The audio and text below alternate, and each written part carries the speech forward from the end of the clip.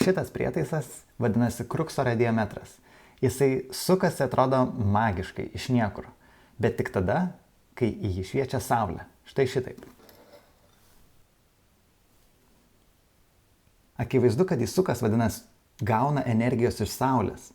Tai kaip saulės energija, kuri yra už 100 milijonų kilometrų, kaip ji pasiekia mus?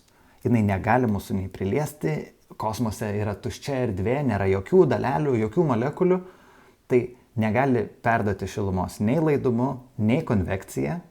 Tai kaip? Kaip saulė šildo Žemę? Atsakymas – spinduliavimo būdu. Tai kaip spinduliuotas būdu gali būti perdodama šiluma arba vidinė energija? Leisk iliustruoti tai pavyzdžiu. Čia turime milžinišką industrinę lempą. Jinai yra 500 vatų galios, palyginimui paprastos lemputės namuose būna 5 vatų, 20 vatų gali būti. Tai jinai yra žiauriai galinga. Įjunkim. Įjungus iš karto jinai šildo mane. Ta prasme, tik įjungiau iš karto aš jaučiu va čia, kad man jau skruostai šyla, rankos šyla, viskas. Ir tu jau žinai, kad laidumo būdu oras negali taip greitai iššilti ir mane sušildyti. Oras yra šilumos izoliatorius, jisai stabdo šilumos judėjimą, ar ne? Tai iš karto jis negali manęs šildyti. Mane iš karto šildo spinduliuotė. Jinai šilumą perdoda šviesos greičiu. Iš karto. Ir todėl tik įjungus lempą aš iš karto šylu. Tai iš kur atsiranda spinduliuotė? Kokie daiktai gali skleisti spinduliuotę? Atsakymas paprastas. Visi daiktai. Tik tai kuo daiktas šiltesnis, tuo jis daugiau spinduliuotę skleidžia. Bet skleidžia spinduliuotę visi daiktai. Šitas daiktas skleidžia, šitas aš skleidžiu, visi daiktai skleidžia spinduliuotę.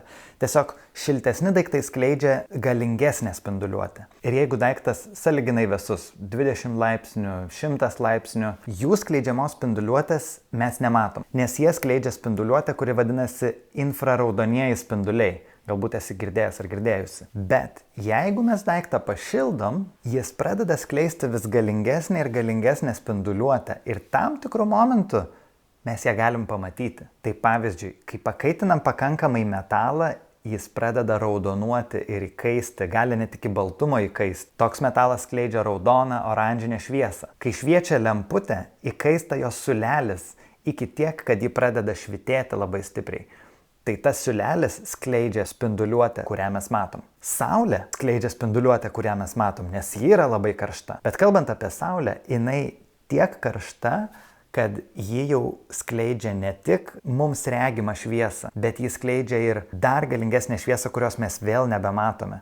Ta šviesa vadinasi ultravioletinė šviesa. Ir šita spinduliuotė yra dar galingesnė ir todėl išėjus į lauką reikia teptis nuo saulės kremų. Taip, net ir šešėlyje. Tai apibendrinant, vėsesni kūnai skleidžia infraraudonuosius spindulius, karšti kūnai skleidžia mums matomą šviesą plus infraraudonuosius spindulius, o labai karšti kūnai skleidžia ultravioletinę šviesą ir regimąją šviesą ir infraraudonuosius spindulius. Infraraudonuosius spindulius galime iš tikrųjų pamatyti tokiu prietaisu, kuris vadinasi termovizorius. Tai čia gali matyti, kaip aš vaikštau po kambarį su termovizorium ir stebiu įvairius daiktus. Kuo šiame termovizoriuje matoma spalva yra geltonesnė link baltumo, kuo tas daiktas yra šiltesnis, o link violetinės tamsesnės spalvos vėsesnis daiktas. Ir tokie termovizoriai naudojami, pavyzdžiui, pastebėti, kurios mašinų dalis skleidžia daugiausiai šilumos, kuriuose vietose namai būna mažiausiai izoliuoti ir panašiai. Jie yra labai naudingi. Ir nes jie mums padeda vizualizuoti tą spinduliuotę, kurios mes negalime pamatyti. Tai dabar jau žinai, kad skirtingų temperatūrų kūnai skirtingai spinduliuoja šilumą. Bet skirtingų paviršių kūnai taip pat skirtingai spinduliuoja šilumą. Ir tai padės iliustruoti šitą demonstraciją. Čia yra paprastas metalinis kubas, nieko neypatingas, išskyrus tuo, kad jis turi skirtingus 4 paviršius. Baltas, spindintis, juodas spindintis ir juodas mat. Pripilsim šitą kubą karšto vandens ir pamatuosim, kaip stipriai spinduliuoja šilumą šituo infraraudonųjų spindulių termometru. Jisai iš esmės fiksuoja, kaip stipriai paviršius spinduliuoja šilumą. Uždarom, kad neišgaruotų šiluma. Rodo apie 82 juodas blizgantis, juodas matinis apie 80, baltas 76, blizgantis 53. Tai ką čia mes dabar pamatėm ir kuo šitie rezultatai svarbus? Akivaizdu, kad šitas visas kubas turi būti tos pačios temperatūros, nes mes įpylėm kažkokios temperatūros karštą vandenį, tai jis visas turėtų šilti vienodai. Bet termometrai atrodo kitaip.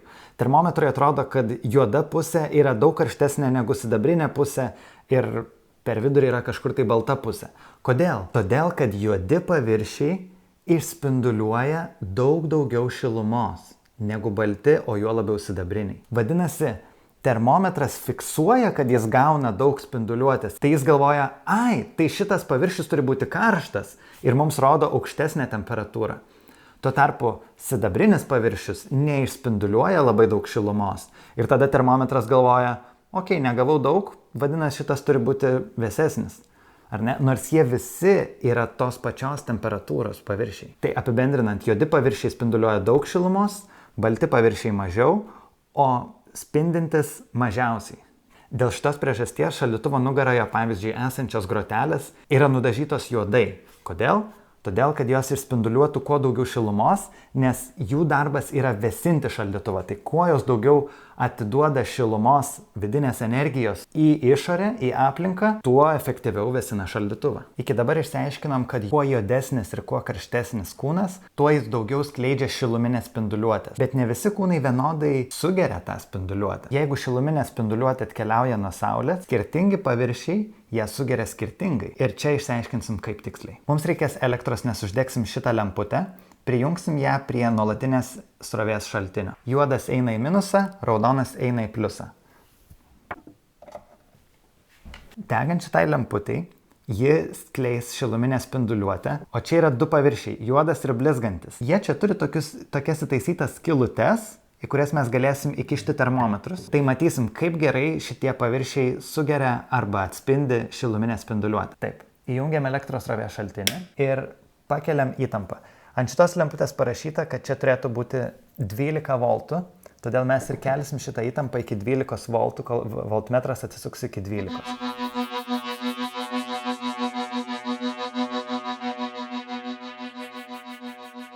Na, šitas eksperimentas man nesigavo tiek įspūdingai, kiek norėjau. Bet pamatėme, kad juodas paviršius sugeria šiek tiek daugiau šilumos negu blizgantis. Juodo paviršiaus termometras pakilo iki 24 laipsnių, o blizgančio paviršiaus 22. Tai galim sakyti, kad juodas paviršius tikrai sugeria šiek tiek daugiau. Šitą eksperimentą aš dariau pirmą kartą ir nuoširdžiai tikėjausi, kad tas temperatūrų skirtumas bus didesnis ir apskritai termometrai pašils daugiau. Bet tikriausiai jis netaip gerai pavyko, nes šita lemputė netaip stipriai kaitina. Iš tiesų, jinai vos šilta. Tai nenuostabu, kad jinai tiek daug ir neprišildė šitų paviršių. Bet iš tikrųjų norėtųsi man pamatyti geriau, kaip šitas eksperimentas atrodo, kai tikrai veikia. Ir kai tikrai pasikeičia labai temperatūra pastebimai. Ir pamatyti, kad juodas sugeria daug daugiau negu blizgantis. Tai tam mums reikia galingesnės lemputės. Ups.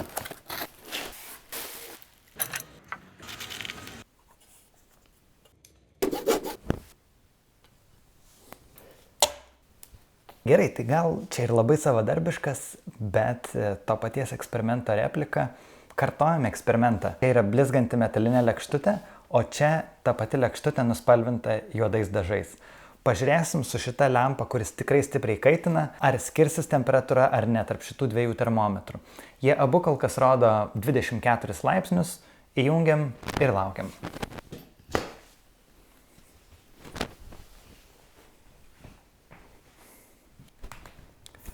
Gerai, praėjo apie pusę minutės, galim pažiūrėti skirtumus. Čia juoda lėkštė, turim apie 62 laipsnius, blizganti lėkštė 47. Akivaizdus skirtumas, pavyko. Tai čia yra toksai, paprastai žodžiais tariant, šiukšlių maišas, kurį mes pripildysim oro, užrišim.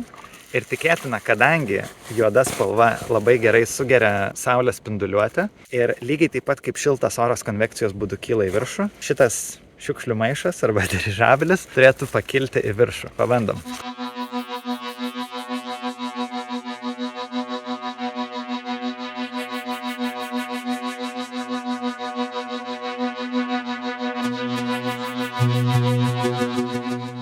Taigi apibendrinkim.